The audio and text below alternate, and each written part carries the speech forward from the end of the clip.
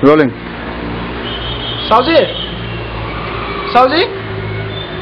दुध चाहियो हो भाइलाई हजुर ताजा दुध चाहियो हो हजुर ए भनेपछि एकदम स्वस्थ राम्रो दुध खोज्नुभयो हो हजुर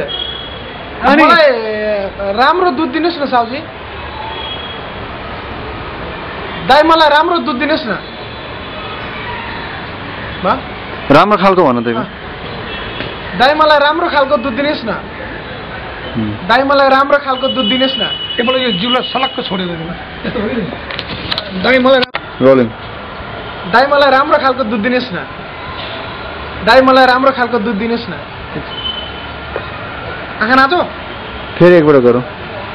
दाइ मलाई राम्रो खालको दुध दिनुहोस् न हजुर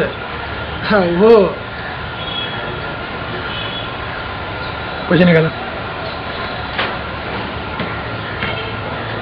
करेक्ट रोलिङ दाइ मलाई राम्रो खालको दुध दिनुहोस् त हजुर कानमा रोलिङ हजुर दाइ मलाई राम्रो खालको दुध दिनुहोस् त दाइ मलाई राम्रो खालको दुध दिनुहोस् न दाइ मलाई राम्रो खालको दुध दिनु त हजुर भनेको हजुर हजुर